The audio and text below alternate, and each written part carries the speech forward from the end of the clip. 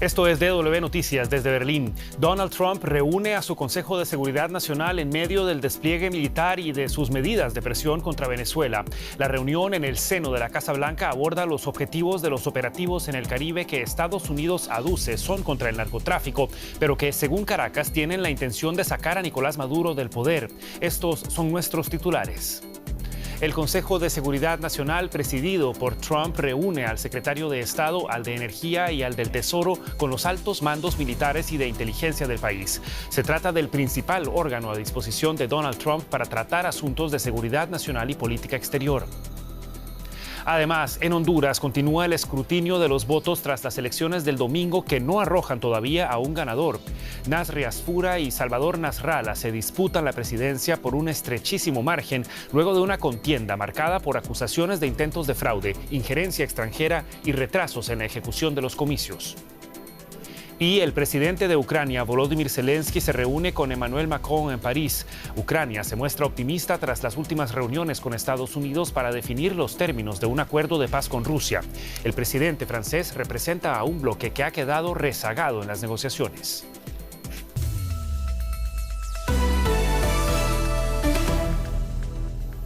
Los saluda Javier Arguedas. Gracias por informarse con nosotros. El presidente de Estados Unidos, Donald Trump, sostiene este lunes una reunión con su equipo de seguridad nacional para definir la estrategia a seguir por parte de su administración en relación con Venezuela. El encuentro, que tiene lugar en el Salón Oval de la Casa Blanca, cuenta con la presencia, entre otros, del secretario de Estado, Marco Rubio, y del jefe del Pentágono, Pete Hegseth. La reunión llega en medio de las crecientes presiones de Washington sobre el gobierno venezolano. La administración Trump ha venido incrementando la presencia militar estadounidense en la región entre rumores sobre una posible intervención en el país caribeño. El fin de semana pasado, el mandatario republicano afirmó que el espacio aéreo de Venezuela debe considerarse cerrado en su totalidad, elevando aún más las tensiones con Caracas. Y el periodista José Díaz Briceño se encuentra en Washington dando seguimiento a los movimientos del gobierno estadounidense. José, ¿qué tal? Muy buenas tardes para vos. ¿Qué peso tiene que haya una reunión del Consejo de Seguridad Nacional de Estados Unidos y qué decisiones pueden salir de un organismo como este? Sí, la reunión del presidente Trump con su gabinete de seguridad nacional no estaba en su agenda oficial pública que se da a conocer todos los días por la mañana y sin embargo hoy la vocera presidencial Karoline Leavitt a pregunta expresa asegurando en una noción de transparencia que sí, que habría una reunión de este gabinete de seguridad con el presidente Trump, pero subrayó que el tema de Venezuela solo sería uno de varios que abordarán los principales miembros del gabinete de seguridad del presidente Trump. También aseguró que estas reuniones son relativamente regulares, intentando bajar un poco las expectativas alrededor de la reunión. Hay que recordar, como bien se dice, que el presidente Trump sigue abordando el tema de Venezuela desde dos vertientes. Por un lado, la de negociación, recordando que apenas ayer él confirmó haber hablado con el líder venezolano Nicolás Maduro y por otro lado la alta retórica y política armamentista para colocar activos para alrededor de la costa venezolana y que ha provocado estos augurios de que pudiera ocurrir algún tipo de intervención. Ahora, José, la Casa Blanca se refirió también este lunes al segundo ataque perpetrado contra los sobrevivientes de un primer bombardeo a una lancha en el Caribe, un tema, por supuesto, controversial. ¿Qué información se dio a conocer sobre este caso que podría ser una violación del derecho internacional y que Venezuela tilda de ejecución extrajudicial? Así es, varios miembros de la prensa en la Casa Blanca, en esta rueda de prensa diaria de la vocera presidencial, cuestionaron directamente sobre si el almirante Frank Bradley habría sido la persona que habría dado la orden para este segundo ataque para eliminar a los sobrevivientes de un primer bombardeo que ocurrió el 2 de septiembre. El almirante Bradley es el miembro de las fuerzas especiales encargado de la operación, a lo que la vocera presidencial respondió que sí, y que él había actuado dentro de las normativas del derecho de guerra. Esto sorprendió a varios, pues en principio confirmaría que ocurrió este segundo ataque en el bombardeo inicial oficial del 2 de septiembre, lo que para muchos, incluso dentro del propio Congreso estadounidense, tanto republicanos como demócratas, podría representar un crimen de guerra. La vocera de la Casa Blanca dijo también que el secretario de Guerra, Pete Hegseth, habló con algunos legisladores republicanos para calmar sus dudas. Veremos si eso ocurre en los próximos días. Ya estarás para contárnoslo, José Díaz Briceño en Washington. Muchísimas gracias. Y aquí en Alemania también crece la atención sobre la presión militar de Estados Unidos sobre Venezuela y sobre los bombardeos estadounidenses en el Caribe. En una rueda de prensa ordinaria y ante reiteradas preguntas sobre una posible intervención militar en Venezuela, el gobierno alemán evitó posicionarse sobre los bombardeos ni las amenazas del gobierno de Donald Trump de atacar Venezuela. En su lugar, una portavoz del Ministerio de Exteriores insistió en que la posición alemana es evitar que la situación escale y recordó la recomendación de no viajar a Venezuela o a regiones fronterizas con el país suramericano. La vocera también resaltó la necesidad de conversaciones bilaterales entre Estados Unidos y Venezuela.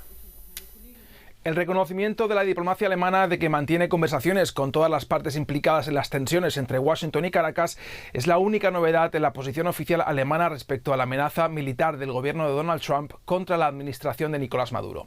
Desde que Estados Unidos comenzase el pasado verano con sus bombardeos a presuntas narcolanchas en el Caribe, el gobierno alemán se ha visto confrontado en diversas ocasiones con preguntas sobre la presencia militar estadounidense frente a las costas venezolanas. La respuesta ha sido siempre la misma, que no tiene más información que la que recibe a través de los medios de comunicación y de las declaraciones públicas de Trump. Esta última posición oficial de Berlín es poco verosímil porque sabemos que el gobierno alemán cuenta con informaciones de sus servicios secretos y también de inteligencias de países aliados, también en la región. Todo apunta, por tanto, a que el gobierno alemán prefiere pasar de puntillas sobre un asunto que le es incómodo. Esto tiene al menos dos explicaciones o dos lecturas. En primer lugar, y como apunta el Ministerio de Exteriores alemán sobre la situación política en Venezuela, Berlín considera que el sistema político del país caribeño está marcado literalmente por el autoritarismo, lo que implica un distanciamiento con Maduro. Y en segundo lugar, y dadas las complicadas relaciones transatlánticas desde el retorno de Trump a la Casa Blanca, también se hace evidente que Berlín evita confrontaciones directas con Washington en cuestiones que no sean vitales. El debate sobre si los bombardeos en el Caribe o un posible cambio de régimen por la vía militar en Venezuela violaría la legalidad internacional no parece ser parte de las actuales prioridades del gobierno alemán. Bien, y se trataba de unas elecciones determinantes para el futuro político de Honduras, pero los comicios de este domingo no han arrojado hasta ahora a ningún ganador. El conteo parcial de votos de las elecciones presidenciales muestra actualmente un empate técnico entre los candidatos Nasri Asfura del Partido Nacional y Salvador Nasralla del Partido Liberal. Según el último reporte del Consejo Nacional Electoral de hoy lunes y con un 57% de las mesas escrutadas, Asfura mantiene el primer lugar con un estrechísimo margen de votos frente a Nasralla. Asfura recibió la semana pasada el respaldo público del presidente estadounidense Donald Trump y si sigue la tendencia se convertiría en el sucesor de Xiomara Castro, marcando así el probable regreso de la derecha al país. La periodista Marlene Allen ha estado cubriendo el proceso electoral en Honduras para nosotros. La saludamos en Tegucigalpa. Marlene, muy buenas tardes para vos. Honduras se mantiene todavía en vilo sin un ganador claro en sus elecciones. ¿Qué tan común es que a esta hora no se sepa quién será el próximo presidente y qué dicen las autoridades electorales sobre el transcurso del conteo? ¿Qué tal, Javier? Qué gusto saludarte nuevamente. Te comento que hasta el momento el Consejo Nacional Electoral no brindará otro corte de resultados. Sabemos que la ley electoral pues da un espacio de 30 días para realizar la declaratoria oficial. Sin embargo, a través del portal web del Consejo Nacional Electoral se están actualizando constantemente los datos y bueno, se puede observar que la contienda está bastante reñida entre el Partido Nacional, Nasri Tito Asfura, el candidato presidencial, y también el candidato presidencial del Partido Liberal, Salvador Nasralla. Solo hay una diferencia de 1.088 votos. Hace unos minutos estábamos observando el portal de CNE y nos daba 1.088 votos como diferencia, postulando pues a Nasri Tito Asfura al frente. Esta es la diferencia apretada que hay hasta el momento. Lo que se está realizando en este momento es el viaje de las actas que viajan en físico hasta el Consejo Nacional Electoral. Allí se procede también a tabular una por una para después poder brindar unos resultados generales. Según como lo hemos visto en otras elecciones, 21 días después aproximadamente ya se hace la declaratoria oficial del ganador, y en este caso, como las elecciones están pues muy apretadas, el resultado de las mismas, pues podría comentarse que las tendencias podrían ir cambiando bastante rápido. Lo que sí es un hecho es que el pueblo hondureño prácticamente le ha dicho no a continuar al Partido Libertad y Refundación, ya que Rixi Moncada, la candidata oficialista de este partido de izquierda que ha gobernado a Honduras durante los últimos 4 años, pues se encuentra con un margen bastante grande por debajo del bipartidismo que había gobernado Honduras desde el año 2022, es decir, el Partido Nacional y el Partido Liberal. Ahora, por lo que nos estás diciendo, está claro que serían Nasri Asfura o Salvador Nasralla. Son dos figuras que no están nada exentas de críticas ni de controversia. ¿Qué le espera a Honduras con ese escenario? Bueno, que el conteo haya quedado virtualmente sin decidirse, ¿verdad? O a decidirse prácticamente entre Asfura y Nasralla. Nos espera pues volver a este bipartidismo que había sido roto con el triunfo de Xiomara Castro. Además, te comento que según las propuestas que ha mencionado el candidato del Partido Liberal, Salvador Nasralla, si él llegara a la presidencia tendríamos una política más anticorrupción, también intento de reformas profundas a modernizar el gobierno, decía él, un avance social, con riesgos también de cierto choque político, ya que él ha sido criticado por ser muy controversial, una figura también bastante radical en contra de la corrupción, pero no tan estable debido a los diferentes movimientos en los partidos políticos que ha tenido durante toda esta década. Y bueno, Nasri Asfura, él ha prometido obras rápidas y un enfoque empresarial. Sin embargo, pues también ha sido investigado en diferentes ocasiones por parte del Ministerio Público por mal manejo de fondos cuando fue alcalde de la ciudad capital. Marlene Allen, aclarándolos el panorama ante las elecciones en Honduras. Muchísimas gracias, Marlene. Hasta la próxima. Hasta la próxima. Joaquín Guzmán López, uno de los hijos del célebre narcotraficante mexicano Joaquín El Chapo Guzmán, se declaró este lunes culpable de cargos de narcotráfico ante un tribunal estadounidense tras haberse proclamado inocente. Guzmán López fue detenido en Texas en julio de 2024 junto al cofundador del cartel de Sinaloa, Ismael El Mayo Zambada. Tras su arresto, el hijo del Chapo negó ser culpable de los delitos de narcotráfico, blanqueo de dinero y uso de armas de fuego. Pero en su comparecencia ante un tribunal de distrito en Chicago este lunes, Guzmán López cambió su declaración y ahora sí afirmó ser responsable de supervisar la distribución de drogas mientras dirigía una facción del cartel de Sinaloa junto a su hermano Ovidio Guzmán. Pasamos ahora a la economía. Como ven, ya está con nosotros Rosa Casal. Si hablamos de política monetaria, Rosa. Pues así es, durante muchísimo tiempo se ha especulado sobre quién estaría al frente de la poderosa Reserva Federal y el presidente Donald Trump ya ha decidido quién sustituirá a Jerome Powell al frente de la Fed de Estados Unidos. Así lo declaró Trump a bordo del avión presidencial Air Force One durante una entrevista con una reportera, aunque eso sí sin revelar el nombre del candidato. Según varios medios, podría tratarse de Kevin Hassett, actual presidente del Consejo Económico Nacional en la Casa Blanca. Hassett podría implementar recortes de tasas de interés de gran alcance, algo que el actual presidente de la Reserva Federal, Jerome Powell, ha rechazado. Su mandato finaliza en mayo de 2026. Pues vamos en busca de más información. Nuestra compañera tiene seguro más detalles sobre esta noticia. Ana Nieto en Nueva York, ¿qué tal? ¿Cómo estás? ¿Puedes darnos más detalles sobre el potencial sucesor de Powell en la Reserva Federal? ¿Quién es Kevin Hassett? Sí, Hassett es el director del Consejo Económico Nacional y, por tanto, uno de los asesores económicos más cercanos al presidente. Su relación viene de lejos. Es un economista que ha trabajado en el Instituto de Estudio Conservador American Enterprise Institute y ya fue el presidente del Consejo de Asesores Económicos entre 2017 y 2019 en el primer mandato de Trump. También formó parte del grupo de asesores para la estrategia del gobierno ante la COVID. Es un partidario de la ortodoxia conservadora, impuestos bajos, de regulación, y ha tenido que reconsiderar su posición ante la globalización y la comercialización y el comercio para abrazar y defender los aranceles de Donald Trump. Es uno de sus portavoces ante los medios, es una cara muy conocida para la audiencia de televisión. Se espera que antes de Navidad se anuncie su candidatura y que tiene que ser aprobada por el Senado, y su mandato duraría 14 años. La cercanía con un presidente que no tiene ningún freno a decir que la Reserva Federal tiene que rebajar las tasas de interés y ha puesto a la independencia de esta agencia a la defensiva será algo que esté observado desde todo el mundo. Y 14 años es mucho tiempo.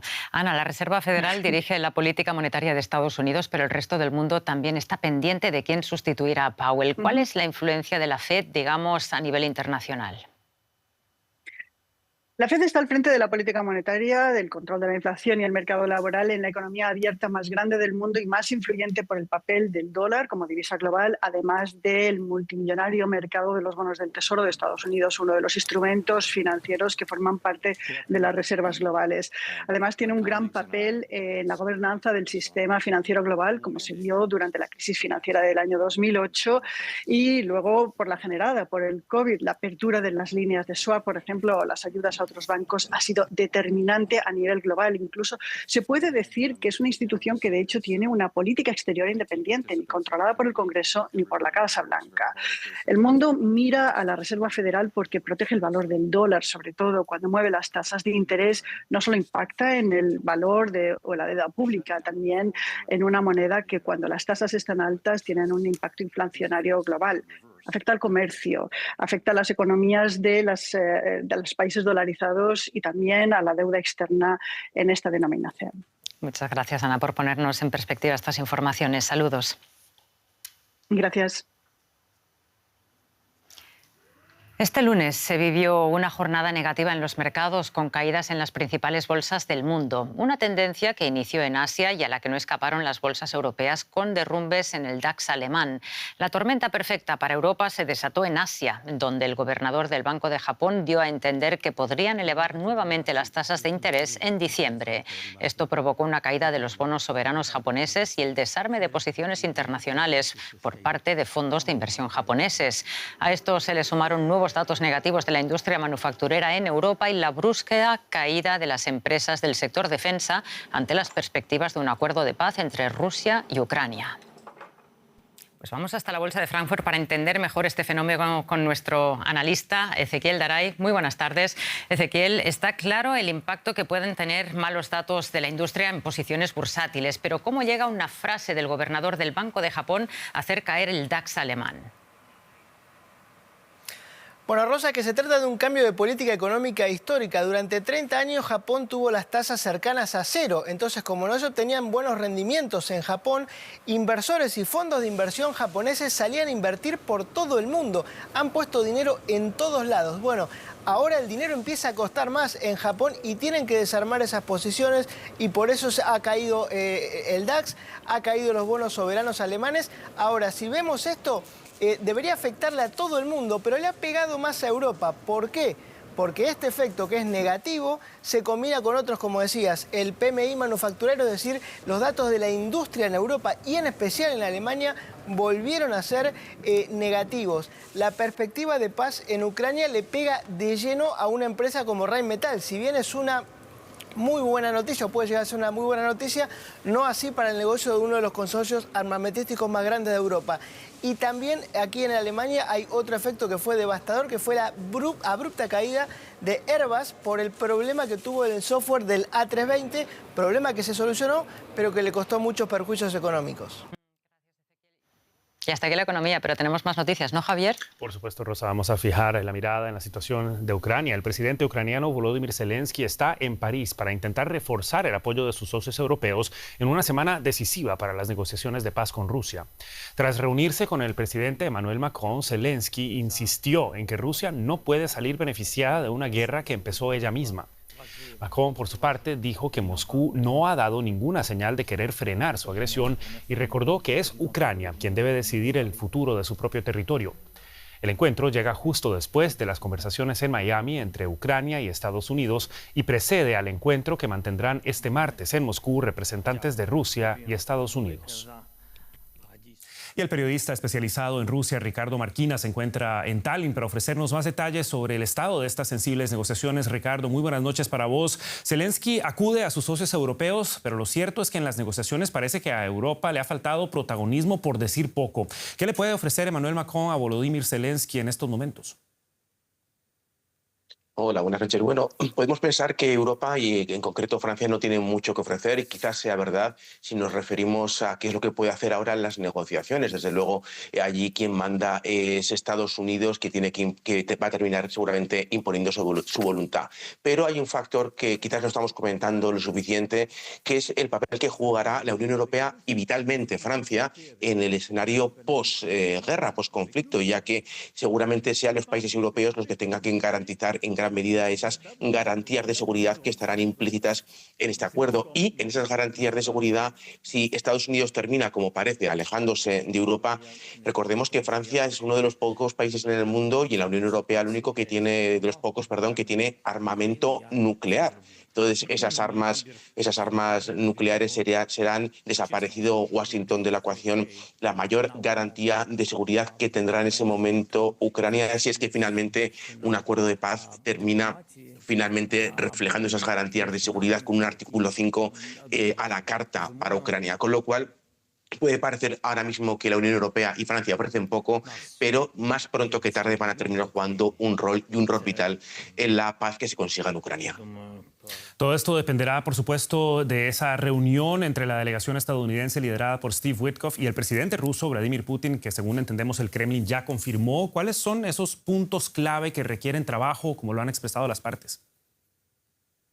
Bueno, lo que más le preocupa a Moscú son dos cosas: el tamaño del ejército ucraniano, quiere reducirlo al máximo posible, y cómo van a quedar las fronteras. Rusia quiere ceñirse a ese primer borrador presentado por Estados Unidos de 28 puntos, que entregaba de manera total y completa Donbass a las fuerzas ucranianas, a las fuerzas rusas, incluso ese 20% de Donetsk que Rusia todavía no controla y que es la parte más fortificada que Ucrania ha estado defendiendo durante estos últimos 12 años, con lo cual sería una victoria político-militar para Moscú si finalmente lo consigue. Esos son los puntos más importantes para Kremlin, lo son también para Ucrania. El tema territorial es vital para Kiev y son los puntos donde va a haber más tiras y aflojas. Entendemos que lo que desea la parte estadounidense es que esto se solucione lo antes posible, y el gran riesgo de todo ello es que Trump finalmente termine cansándose y le diga a Kiev: lo tomas o lo dejas, o lo firmas o me retiro para siempre de la ayuda que te prestamos a Kiev.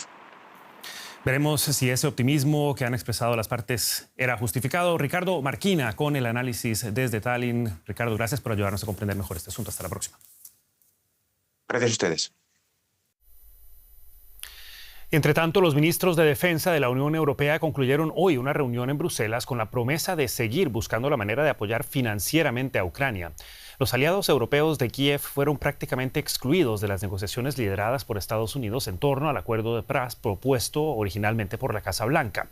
Un trago amargo para los funcionarios y gobiernos del bloque comunitario.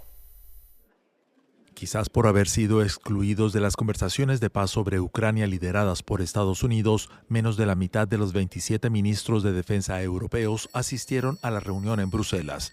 Muchos enviaron en su lugar representantes de menor rango. La UE respalda las demandas de Ucrania de no ceder territorio ni reducir su ejército hasta el punto de no poder defenderse, pero está claro que saben que su posición se ha debilitado. Me temo que toda la presión recaerá sobre la víctima, es decir, que Ucrania tendrá que hacer concesiones y asumir obligaciones. Si bien para tener paz no debemos perder de vista que en realidad es Rusia quien ha iniciado esta guerra. DW preguntó al ministro neerlandés para que aclarara si Estados Unidos los está escuchando. ¿Están teniendo en cuenta sus preocupaciones? Lo que he visto durante la última semana es que ha habido muchas conversaciones, muchos debates, pero también mucha coordinación, y que los puntos que han planteado los países europeos y la UE también han sido tomados en serio por Estados Unidos. Eso no responde realmente a mi pregunta. Pero es mi respuesta. La ausencia más notable es la del ministro belga Theo Franken. Bélgica está siendo presionada por otros gobiernos de la UE para que libere alrededor de 140.000 millones de euros de activos rusos depositados en una institución financiera de Bruselas. Mientras continúan los bombardeos rusos, una de las grandes preocupaciones de los países de la UE es que tendrán que asumir la carga financiera de la reconstrucción del país sin haber tenido voz ni voto en los términos de un acuerdo de paz. Nada sobre los europeos sin los europeos. Vamos a tener, por supuesto, un papel central en la reconstrucción de Ucrania. Por lo tanto, cuanto más nos involucremos, mejor será el acuerdo de paz que podamos alcanzar. Nuestra participación es absolutamente crucial. Para los países de la UE, encontrar la manera de volver al círculo de confianza diplomático de Estados Unidos parece ser un objetivo prioritario. Y mientras tanto, la guerra prosigue. Rusia anunció este lunes la toma de Pokrovsk, un nudo logístico clave en el este de Ucrania y uno de los principales objetivos rusos en la región de Donetsk. La ciudad de Pokrovsk constituye un nudo vial y ferroviario estratégico ubicado en una ruta utilizada para abastecer a las tropas ucranianas. El anuncio de Moscú, que no ha podido ser confirmado de forma independiente, llega en un momento especialmente delicado para Ucrania, presionada por Estados Unidos para que acepte ese acuerdo de paz con Rusia. Mientras, sobre el terreno, el ejército ruso prosigue con sus avances en el frente. Según datos de una plataforma de análisis ucraniana, las tropas rusas conquistaron unos 500 kilómetros cuadrados de territorio en el mes de noviembre. Eso es casi el doble de lo que conquistaron durante el mes de octubre. Y esto sorprenderá a pocos con todas las noticias bélicas que vemos. La producción global de armas alcanzó su nivel más alto en la historia. Esto según un nuevo informe del Instituto Internacional de Estudios para la Paz de Estocolmo. Las empresas de producción de armamento y servicios militares generaron ingresos en conjunto por 679.000 millones de dólares en 2024. Las guerras en Ucrania y en Medio Oriente, así como las tensiones en el estrecho de Taiwán, han llevado a muchos países a ampliar sus arsenales. Los mayores fabricantes de armas del mundo están en Europa y en Estados Unidos.